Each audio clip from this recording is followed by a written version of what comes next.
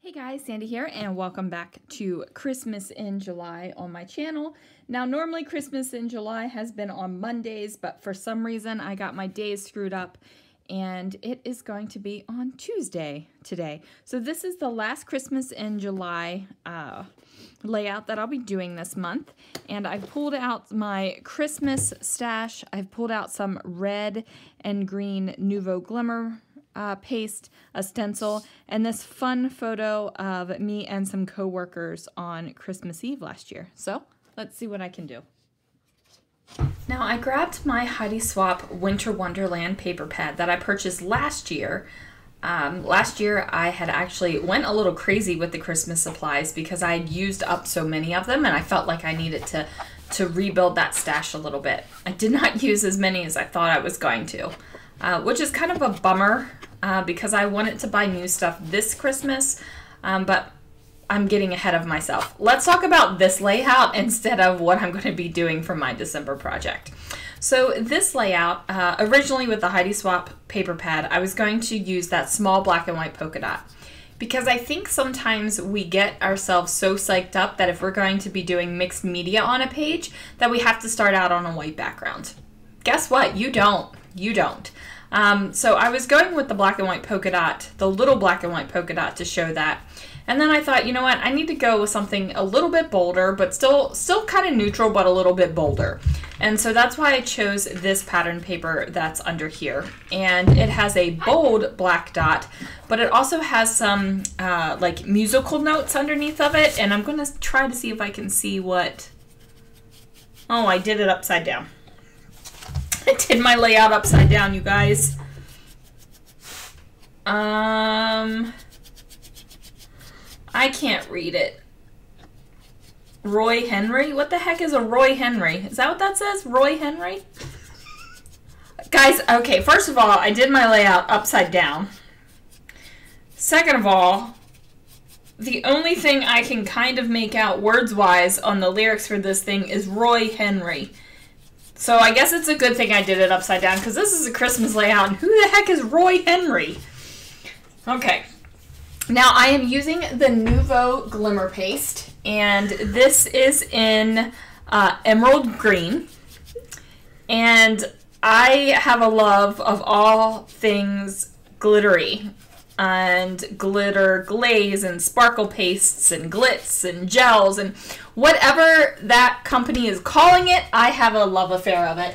I have a cart that sits right next to me that's just full of glitter paste, and it makes me happy. Now, I will suggest that you use one palette knife for all of your glitter paste, because the glitter will stick to the palette knife. You won't be able to completely get it off unless you're like scrubbing that sucker all the time. So there we go, voila, like magic. And I am going to plug you guys. So if you didn't know, I've launched my own shop online. It is scrappingreflections.com, and I am right now have stencils and some wood veneer in the shop. More things are coming. There's going to be acrylic, there's going to be some cork things. There's just the fun little embellishments that go with your pages. And then some other things too. There will be some like retail scrapbooking products. Not a lot, because that's not what I want to do.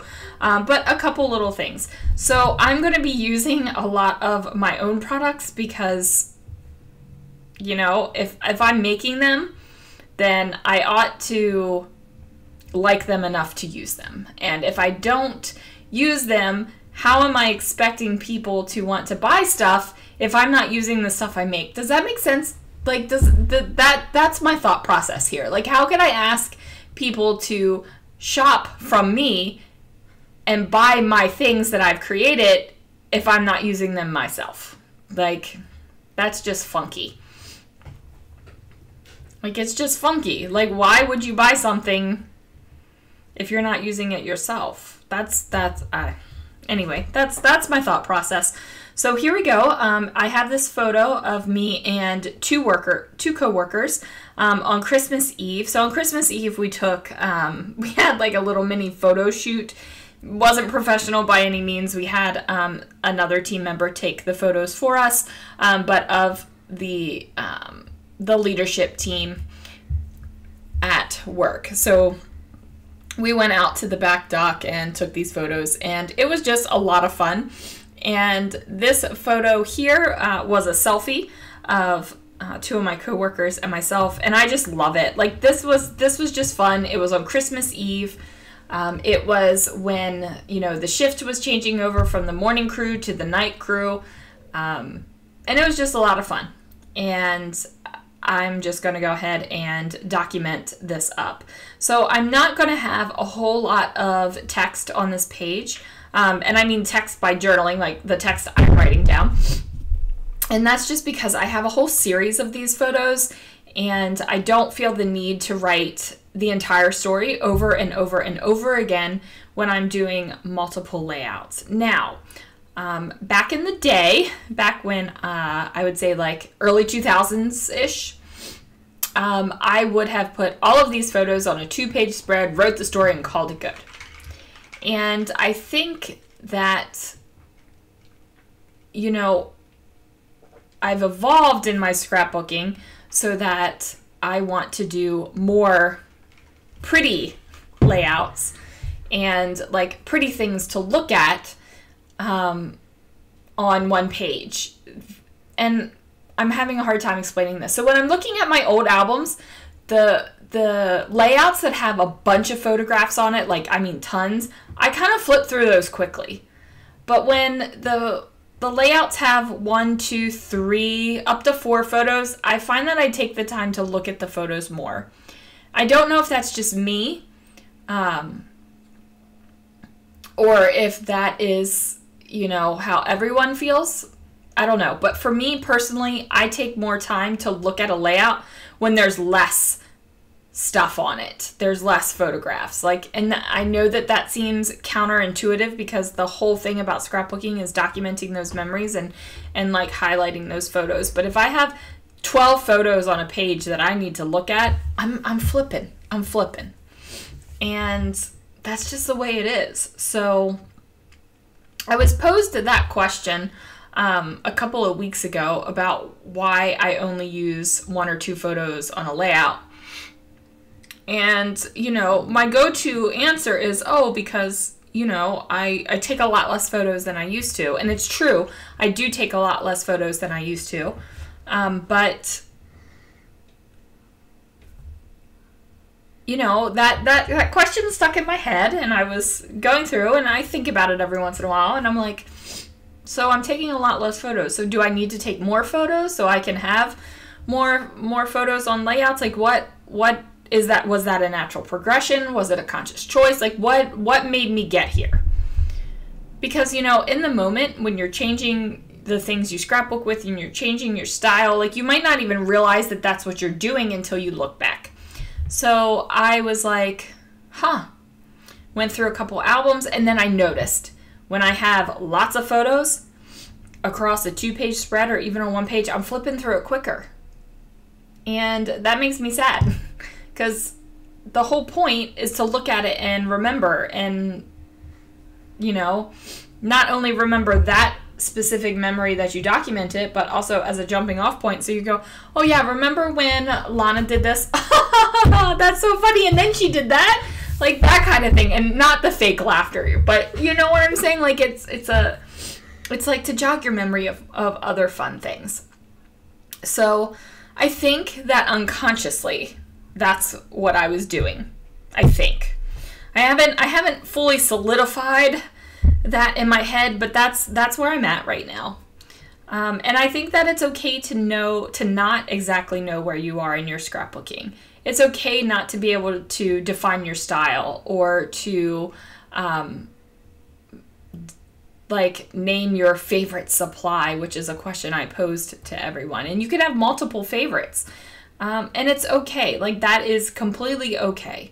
And, you know, sometimes I'll be talking about something and say something, or I'll answer a question, and a couple weeks later I'll be thinking about it again, or it'll pop up and I'll be like, oh, well, maybe that's why. And that's okay too.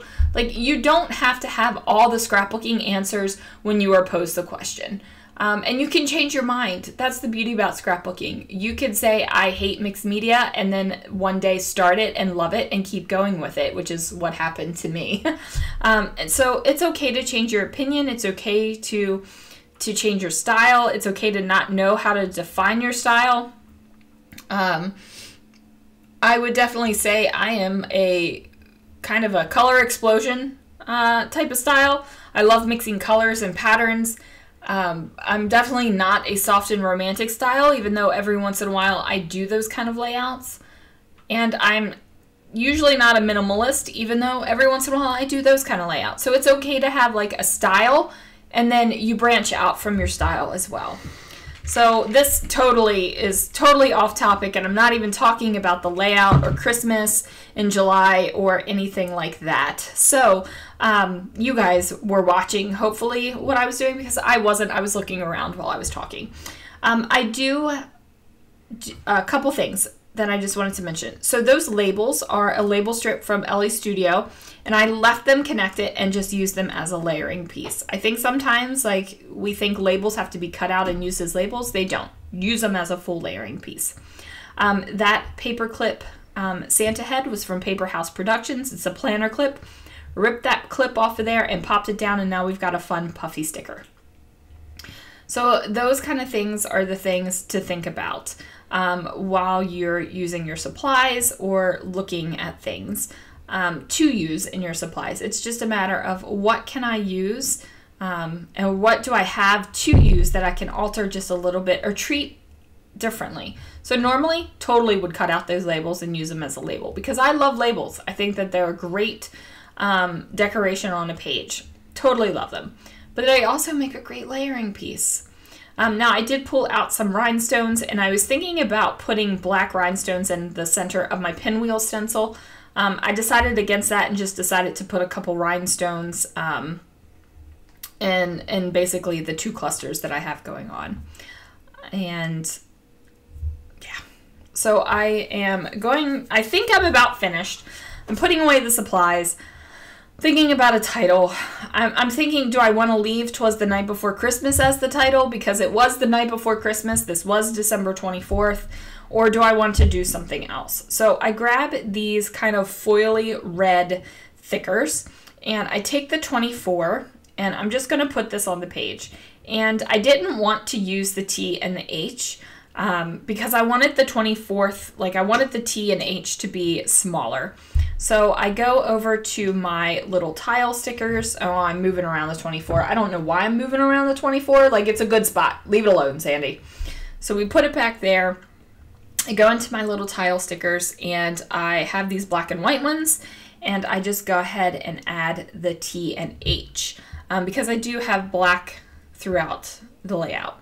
I feel like I need a little bit more something down here at the bottom though, because my photo, while the embellishment line is on the left-hand side of the page, it feels a little top heavy. Like it feels like the photo will dip down.